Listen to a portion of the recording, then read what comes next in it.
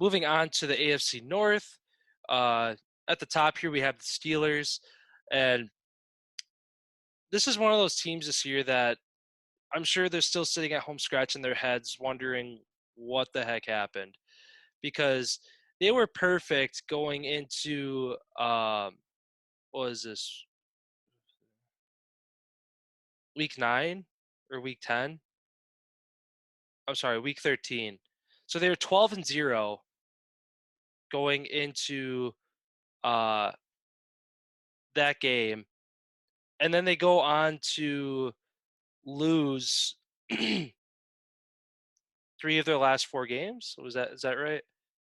Yeah. So they're 12-0, go on to lose to the Washington Football Team. Again, one of the worst teams in the NFL this year. Well, I shouldn't say worst. They made it to the playoffs, but when you're 7-9 in a very bad division, that can happen. And then they go on to lose to the Bills, the Bengals, and then they squeak one out against the Colts in Week 17, and then lose to the Browns in back-to-back weeks. I'm sorry, that was Week 16. In Week 17, and then the wild card, they lose back-to-back weeks against the Browns. So, um, the Steelers, they look really good as far as giving the Chiefs a run for their money. And it looked like it was going to be Steelers Chiefs AFC Championship. And whatever happened down the stretch, that they just fell apart. Um, I know Big Ben's kind of getting older to the point that it seems like he burns out more towards the end of the seasons. And I think just earlier today I saw that he announced that he wants to come back next year.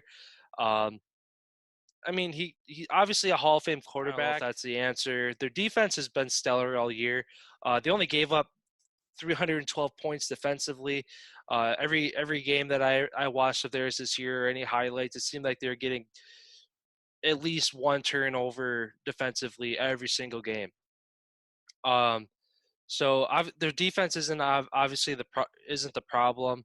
It just seems like their offense needs to pick things up. Again, a young receiving core.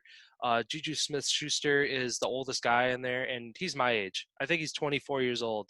So when you have your oldest guy in your receiving core is 24 years old, I just feel like you need somebody with a little bit more experience, and maybe he does mature a little bit more over this off season and goes to work and comes out and takes leadership of that offense along with Big Ben.